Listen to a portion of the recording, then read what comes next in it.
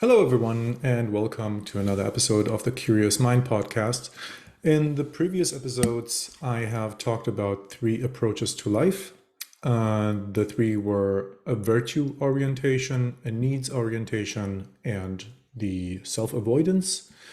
This is a system that, or a concept that I developed myself based on my experiences and some theoretical considerations, as well as my experiences in meditation.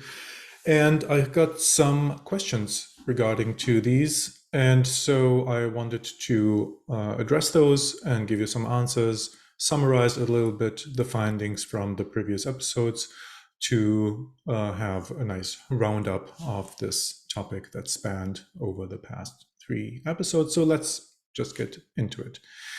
The first question is, why are there only three types? Well, the three types are there, and there are only three types because they are mutually exclusive from their logic. It does not mean that there cannot be a mix of them, and I will come to those mixes addressing a question soon enough. But in the logic of them, the three of them are mutually exclusive. Why? When we look at the virtue orientation, the position of the unconscious is that because it is basically overruled by higher considerations of the virtue, they submit themselves to this higher logic. So basically, the individual, the human, is picking, consciously picking some virtues that are resonating with them, and they follow them in their life, be it kindness, honesty, diligence, all those different virtues that are available to us. Because they are consciously chosen, well chewed through, as I say, and resonating with the whole being, the unconscious that usually provides the needs for our normal life, they mute their demands. The unconscious mutes its demands towards the conscious subject, and thus the virtues have a higher priority. So virtue orientation equals consciousness has the priority, the unconscious mutes or rests its needs, its drives in the favor of the conscious virtues. So this is the position of the virtue orientation. In the needs orientation, we have the conscious subject, and the conscious subject sees itself basically as the senior partner in an otherwise very healthy cooperation with the unconscious, meaning that the individual understands its true needs that come from the unconscious, the needs for safety, the needs for success, the need for exercising influence, the needs for travel, joy, all of that. It subscribes, the consciousness, the subject subscribes to these needs because it is basically joy and satisfaction oriented. The unconscious, again, in case that it's working well, the unconscious sends out its signals to the conscious subject. The conscious subject hears those signals. It is not bound to apply those needs and to satisfy those needs exactly in the way as it comes to its fantasies as sent out by the unconscious. No, it has some flexibility. This is why I say it's the senior partner. So I get, for example, some aggressive fantasies in the form of violent thoughts. I'm not, as a healthy conscious being, I am not bound to execute them just as they come to me. For example, at work, to exercise those aggressive needs in violent ways. But I think about, what is it that the unconscious wants to tell me? Oh, it lets me know that I feel a little bit too much powerless and helpless at work. And so it creates those violent fantasies. I don't pick up the violent fantasies, but what I do pick up is this message of don't feel helpless, don't feel powerless. And now I'm thinking about the tools that I want to apply in order to feel more powerful. Maybe I want to communicate differently with my bosses or my colleagues. Maybe I want to do a presentation that is more according to my understanding of the situation. I want to present myself in a certain way in order to get a more powerful position at the company.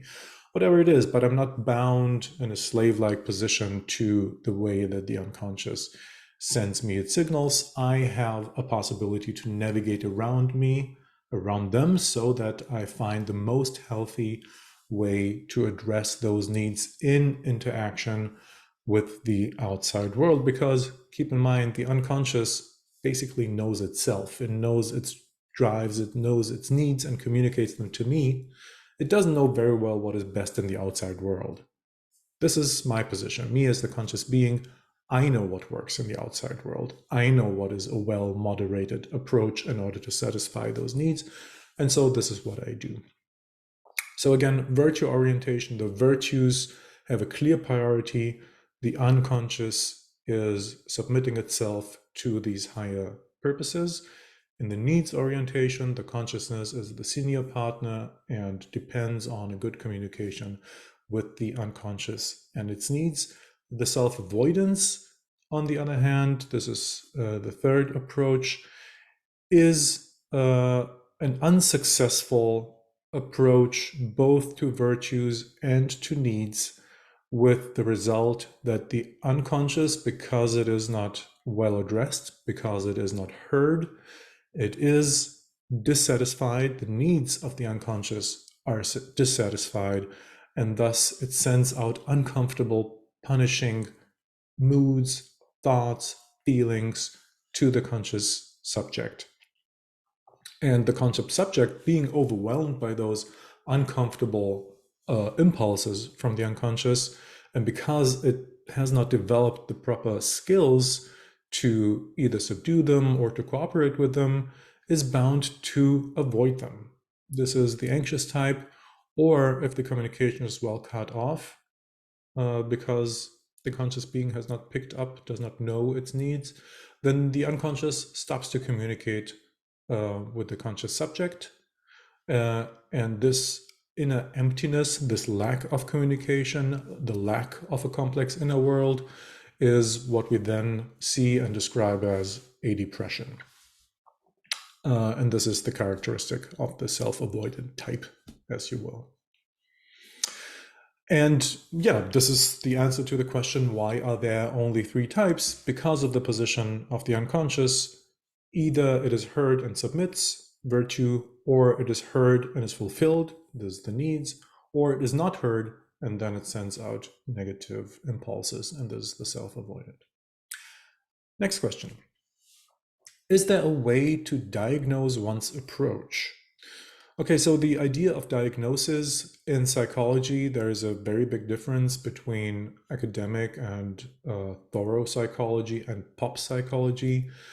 In academic psychology, in order to do it properly, and I really mean that, in order to do diagnosis properly, you need to develop tools, diagnosis tools, in a very elaborate way. It takes a lot of time, a lot of effort. You need to conceptualize those concepts.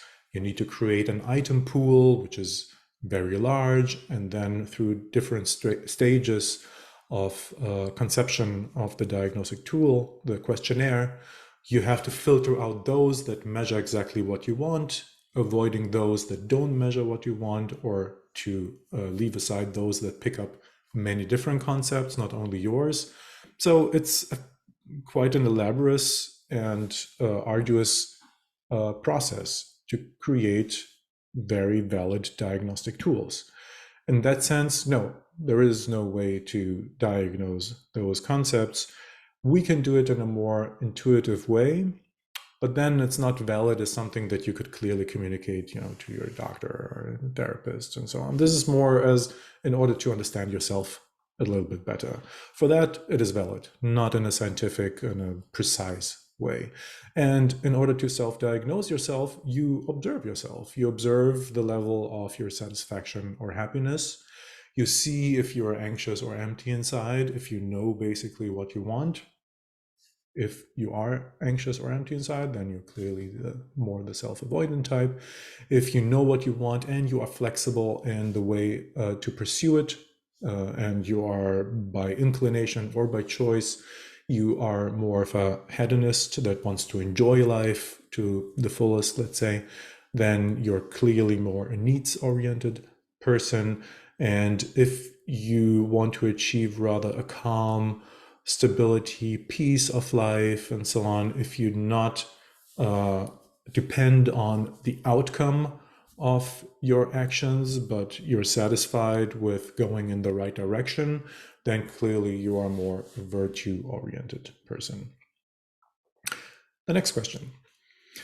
Do the approaches mix within a personality, and which ones mix most often?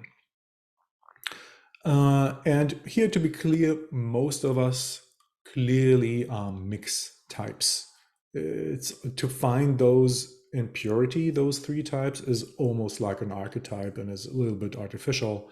So when I characterize those three types, I distinguish them for the purpose of simplicity. In reality, we are all mixed types. If people are clearly self-avoidant and strongly have the emphasis on that, we would, especially when time passes and the avoidance accumulates, we would find them in a clinical setting because they are so dissatisfied that they would develop a serious mental disorder in the form of anxiety or depression or alcohol addiction, etc. Because mostly they have not found the tools in order to make themselves either happy or satisfied. So of course, over time, that leads to major issues in life, both within themselves or in cooperation with other people in social settings. So I think here, unfortunately, we do have people who represent that a lot, and these are the people who require clinical attention, therapy, etc. Successful needs-oriented people are hard to find. And this might sound a little bit surprising because if you ask people, I think most of them would subscribe to a more need-oriented, hedonistic lifestyle, who want to grow constantly, who want to enjoy life, who want to be happy. But I don't trust those basically self-declarations. What often, very often hides behind that is a good portion of self-avoidance, where the wish to grow, the wish to develop, to become better, to be happy, and so on, is more a systematic compensation of where people are at. Often we hear these messages of I want to constantly grow, be happy, and so on. We often hear that from people who are actually not happy, who are not satisfied with the way that they are growing. And then they declare how much they want to be happy and so on. We might see that facade also in social media, but believing that, we fall into the trap of believing a false facade, the facade that people have put up in front of them, instead of showing authentically what their situation is. So I don't believe it usually when I see these kinds of declarations. And people, we have to see behind the facade in order to see who people truly are. And from my own experience, both in private life and also in my clinical practice, I would say it's fairly rare to find people who truly are successful in their needs-oriented approach. And there are reasons why. I went a little bit deeper into that in the episodes about a need orientation, because it's rather delicate to stay in the senior position in the cooperation with the unconscious. The unconscious is rather strong. It has the power to send impulses, and it has the power to basically to punish us with discomfort. And rather than to intelligently understand what these uncomfortable feelings, moods, thoughts, expectations, memories, and so on, and rather than intelligently understand where it's coming from and how to apply them in daily life so that a real satisfaction comes out of it, we often slip into a more controlling, avoiding position. So then immediately we slip into partially a self-avoidant mode. This doesn't have to be strong. It's not a slippery slope that automatically leads to some clinical issues, but often enough there is a good portion of self-avoidance in the needs-oriented approach. So this is why I say it's fairly rare to find a successful person who really can pursue their needs without suffering much. And what is the mix in the virtue-oriented type? The virtue-oriented approach also has a kind of a dark side, which slips into self-avoidance. And this is when people have a strongly pronounced self-control issue. So they might proclaim to themselves and to others that they are following virtues, that they want to be always honest, diligent, sober, and so on. But what hides behind that is self-control. And I'm not tired to repeat, in order to see if someone is truly virtue-oriented, check if they are dependent on the results or not. People who depend on the results, for example, they say, I want to always give my best, right? Let's say some business presentation. So they prepare for that, but then they are dependent on the outcome. If the presentation was not good, they are judging themselves, maybe they are judging others, and there is negativity coming into that, which is an expression of the motivation to contain and to reduce the discomfort from within, the punishment for not having achieved one's ideals and one's goals, which is basically an introjected superego in psychological terms. So the truly virtue-oriented person is happy to do their best, and they don't look at the result. Not too much, at least. And the one that looks like a virtue-oriented person, but in effect is someone who wants to be self-controlled, they always look for the results and they judge themselves and diminish themselves, look down on themselves if they have not achieved those, or they blame others. So this is the mix in the virtue-oriented type. Next question. What are the advantages and disadvantages of each approach? Clearly, the biggest disadvantage in the self-avoidance, there's really not much to say for it, because it yields unhappiness and discomfort, or a depressive kind of inner silence of not knowing what one wants and where one wants to go. So leaving aside self-avoidance, which is it's a little bit redundant, but it's a negative approach. There's not much good in it. The advantage of the needs-oriented approach is if it's fulfilled, if it's successful, it is happiness. This is the joy of life. This is the richness of life. The advantage of the virtue orientation is a quiet calm, is living by standards that I have consciously chosen for myself. So there is kind of a higher knowledge of oneself. There is an acknowledgement of one's own humanity in accordance with one's surrounding. Living exactly the life that I want to live in independence from the outside world. This is the main advantage. Because in the needs orientation, I'm in friction with, I'm in cooperation with the outside world, with people, circumstances, and so forth. The virtue orientation doesn't have that, so this is where the quiet calm is coming from. What is the disadvantage? The disadvantage of the virtue orientation can be loneliness, for example, because of the independence from the outside circumstances and other people. They might not perceive me as someone who is really interested in interaction and exchange. Clearly, I'm not someone who wants to get into a dependent relationship, and to a certain extent, all real relationships are dependent.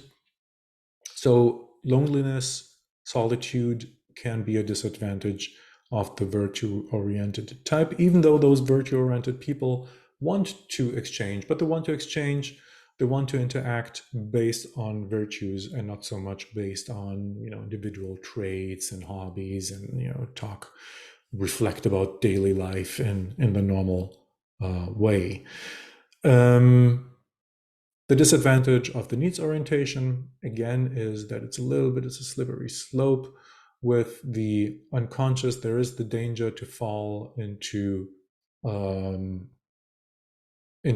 a dependence, and so that the senior relationship of the consciousness slips into a junior relationship, and the unconscious becomes a little bit too dominating in the way as it dictates the satisfaction of its needs.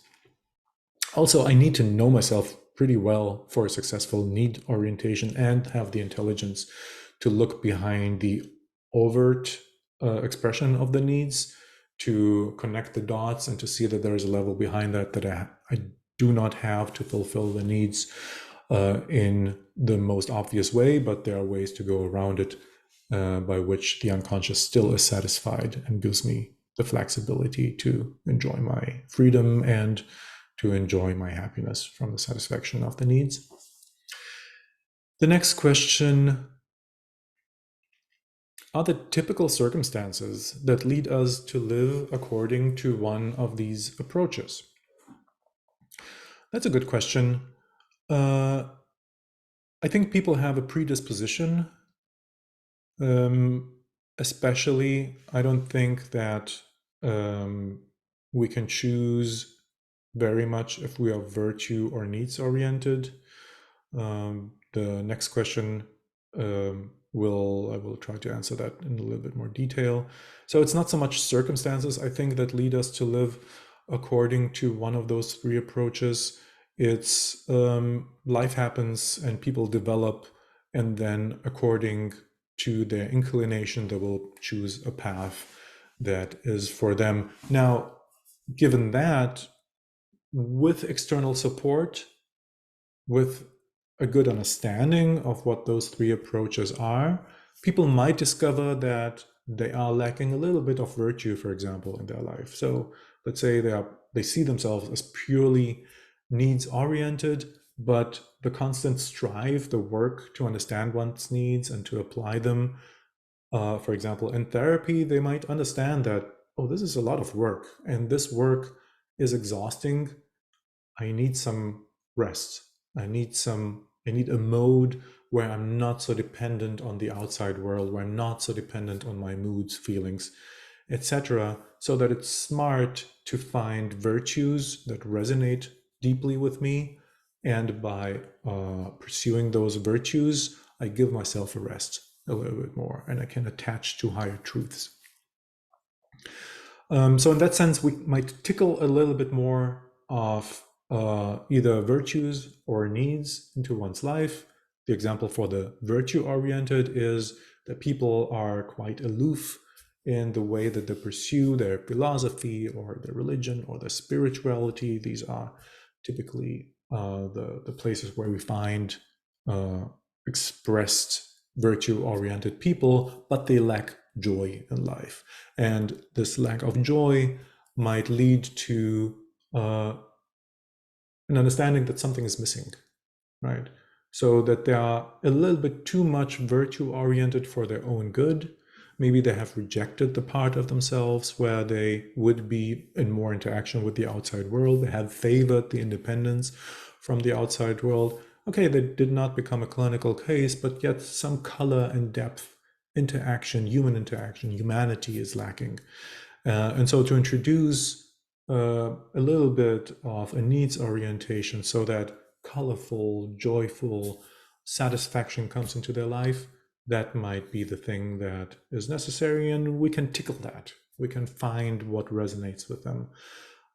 So here there are kind of circumstances that lead us to that. Relationships play a big part. So depending on how the relationships work, they might trigger in us certain needs that we were not so much aware of. For example, the need for understanding, the need for comfort when we get into a relationship. And before that, as a single, I've had a life where I was quite independent. So, and then I start a relationship, and the relationship triggers those needs in me that I was not conscious of before. So that might be another circumstance that triggers a little bit more of a needs orientation in me. Okay, next question. Do we tend to stick to them or change patterns throughout our lives? And what stimulates fundamental change? And there are some questions that I want to name too. They are somewhat similar. How can we consciously change our pattern? And more specifically, how can you break out of self-avoidance in order to find your own needs again? Okay, so I want to address those questions one by one. Do we tend to stick to those patterns, or do they change throughout life? There's a classic saying by C.G. Jung, Carl Gustav Jung in German. He was a Swiss, a student of Freud who developed his idea of archetypes. He was very much into symbolism, symbolic narratives, fairy tales, and so on. He had his very own unique approach, and he had a nice image for that. He said, in the first half of life, we belong to the earth, and in the second half of life, we belong to the heavens. This is not entirely true, but it might represent an older ideal of life, so that in the first half of our life, or maybe a bit more, we are interested in setting up a family, success at work, sensual joy, all of that, and that fades away with time. It becomes kind of repetitive. We don't get as much satisfaction out of it as we would like to have. And then the older we get, the more we turn into, it triggers kind of the wisdom of old age in us.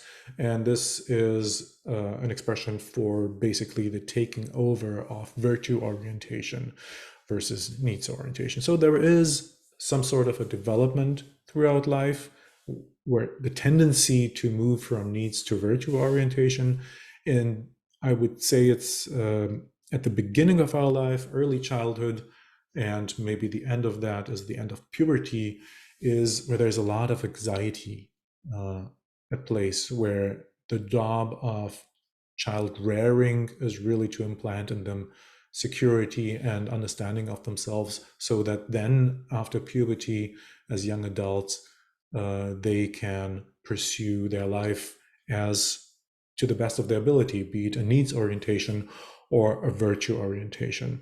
But before that, children are often prone to anxiety, trivial stuff, from anxiety of darkness, anxiety of the parents, anxiety of being bullied in kindergarten, school, high school, etc. And then the latest in puberty, when we basically abandon mentally our home and the guidance by the parents, and we solely look for our peers. The next kids tell us what we do, and we're actually anxious to be left behind. We want to be just as cool, popular, good looking, and so forth. So there's another surge in self-avoidance, because we want to be cool for others, and we abandon our self-understanding.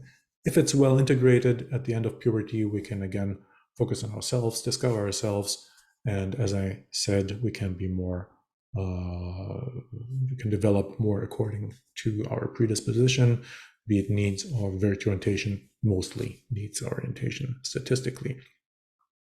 How can we consciously change our pattern? Now, if we are in a situation of crisis, then some change is necessary.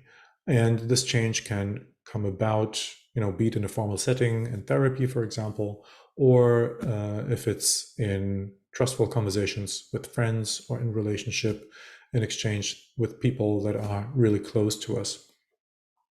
If we have some interest in, but this cannot be forced, if we have some interest in, for example, meditation or philosophies, ancient philosophy, Stoicism, and so on, then this might tickle and develop the virtue orientation in us.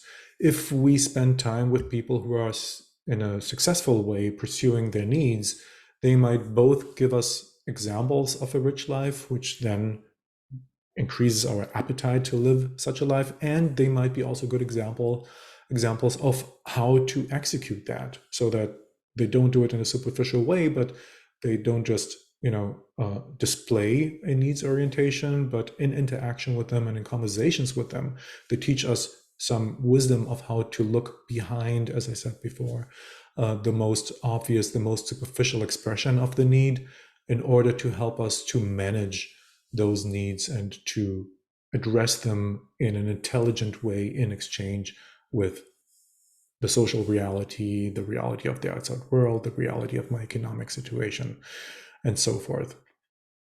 So, can it be changed? Yes. Can it be changed indefinitely? I don't think that we are that flexible. To some extent, we always fall back on our predisposition at the certain stage of life in which we are.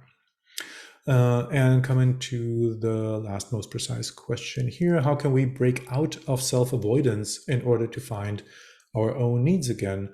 Therapy is a good way to do that, especially humanistic psychotherapy methods like client-oriented or Gestalt. Those are the ones that help us to find ourselves again. So there's no guarantee to do that, and for some people it's more difficult than for others, but this is how I would go about it. One simple tool, just to give an example in which direction it goes, is I am guided, I take as basically crumbs of bread that lead the way, I take my dissatisfactions. So I'm asking myself, in which situations, in which circumstances, modes of life, around which people am I dissatisfied, anxious, or numb? And that I take as a clue to in which places specifically the unconscious is dissatisfied, and frustrated. Let's say I'm unhappy with certain aspects of my work life, be it with certain people. Why? Because they dominate me, for example. Right? They don't let me speak. So there is a certain need that is unsatisfied, dissatisfied, frustrated, which is the need for appreciation, the need to be seen, the need to be loved, the need to be seen as valuable. I take that as a hint. This dissatisfaction I take as a hint.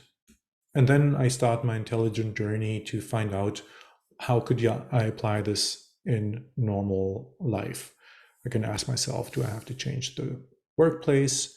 Do I create another context where I find appreciation, be it in relationship, in hobbies, in sports, or something? Can it be compensated?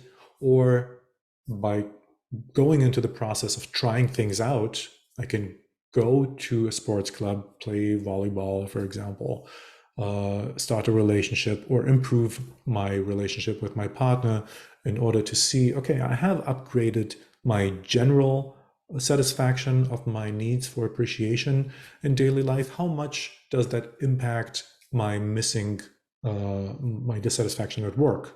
If it does, then this is obviously, I have successfully compensated for that. If it does not, then I have to ask myself again, okay, what else could it be?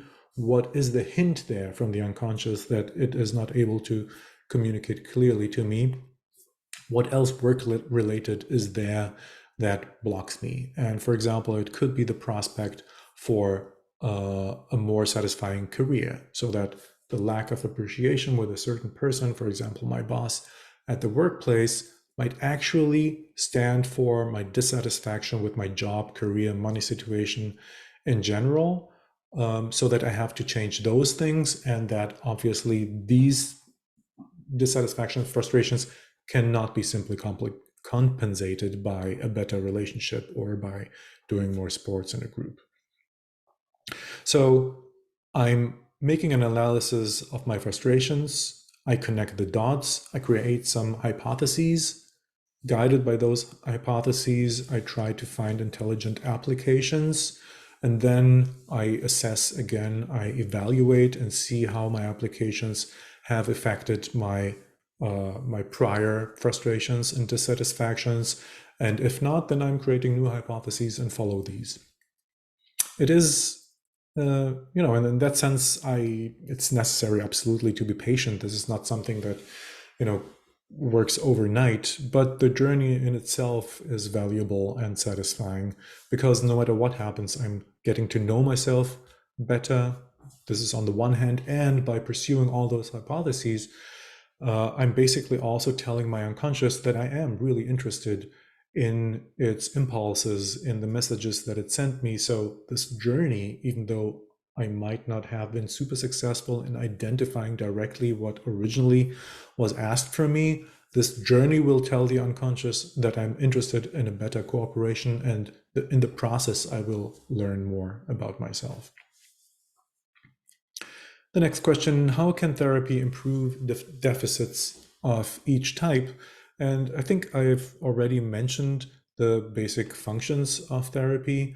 The big advantage of a therapy is that ideally, and again, hopefully, if I am in a therapeutic context where the therapists are well versed in self development, in the unconscious, and reading those impulses and looking behind the most obvious layers of the fantasies, of the ideas about how to satisfy one needs, and so on.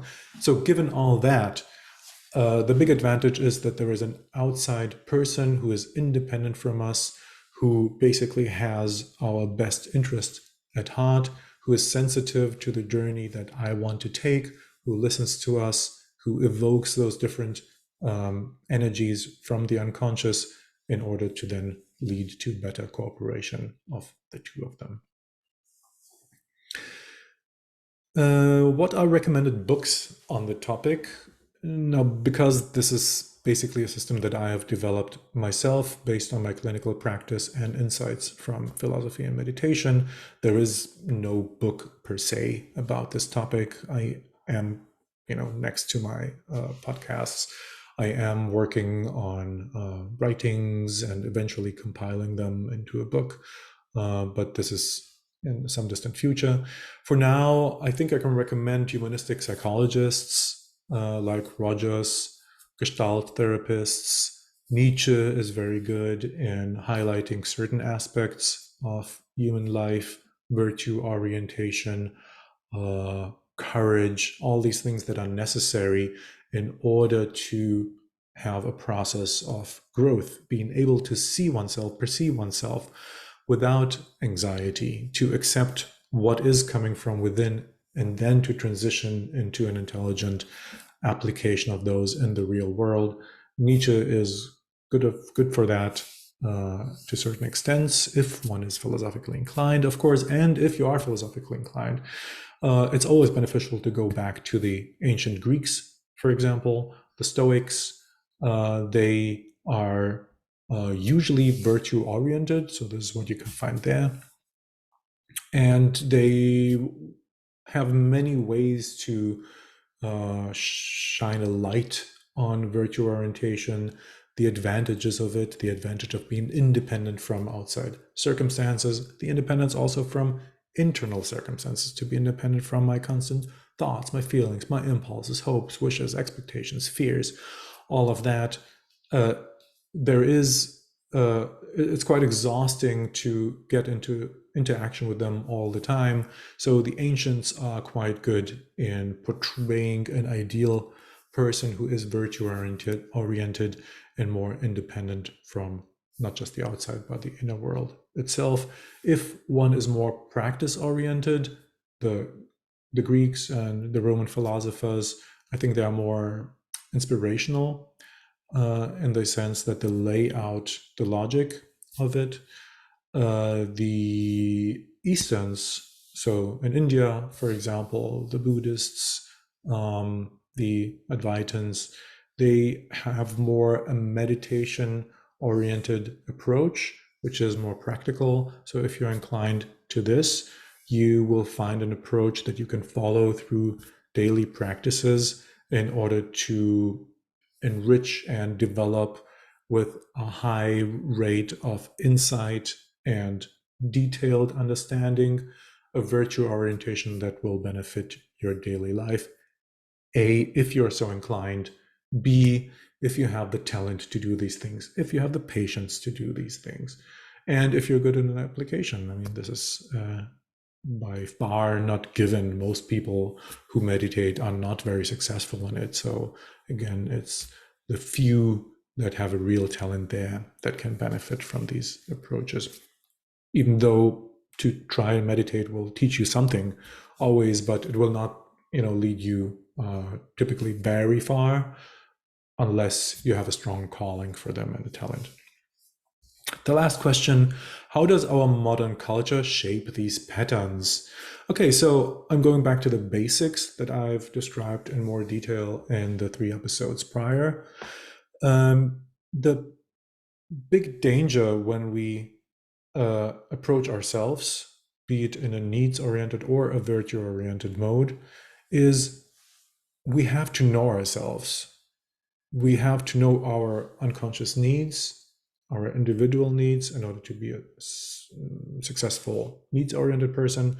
And I have to know myself even more in a fuller way if I want to have a successful virtue-oriented approach. Now, if I am an individual in a culture and society are per se not very interested in me getting to know myself very well.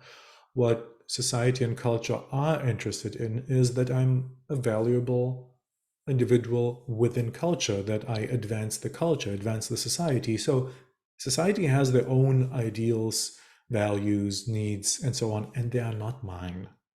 Take just as an example of society, some mini society is family. A family has their demands towards me, and the demand is rarely that I should get to know myself better so to satisfy myself. No, the family members want to be pleased. There are some ideals in family to be, you know, to be economic, to be successful, to be diligent, and so forth. But it's not something that I have discovered for myself. This is something that comes from previous generations, from the bigger cultural context, and so forth. So, to put it very simply, culture and society are in constant friction with my self-knowledge. And culture, depending on its position, on its ideals, might steer me away from my self-understanding. In an overly capitalistic society, for example, competition and comparing myself with others, diminishing others, being critical of myself, and so on, will be something that many people will go through. And this might successfully block my understanding of myself, because all the needs that are not in accordance with competition, success, and so on will be suppressed. So there's a systematic problem that will come in from there. In a religious society that is based supposedly on virtues, but has a pronounced aspect of hypocrisy, we will have difficulties to find our own virtues there. Our goal will be to break free from the hypocritical, suppressing, controlling society around us. So the journey here is that we come from a supposed virtue orientation in society that prevents me from knowing myself and knowing my own virtues, being tired and sick of that, being uncomfortable, unhealthy from that. My first impulse will be to discover my individuality, to break free, to find myself, be myself, which is an emphasis on needs. And only along the way, after I have developed some needs, success or frustration, again, I might come back to some virtue orientation. Maybe I will see some advantages of my home culture, of my root culture, rediscover them after decades, or I will implement some completely different virtues that are in contrast with my supposedly virtue-oriented upbringing.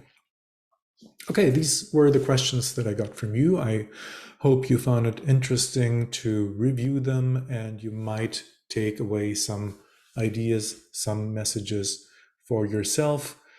The journey to virtue orientation and needs orientation is not easy, but this is part of our life.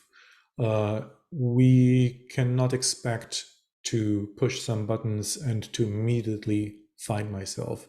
It has always been and will always be a difficult process to chew through the bits and pieces of the contradicting informations around us, all those ideals that are presented to us, to understand what is it that resonates with me.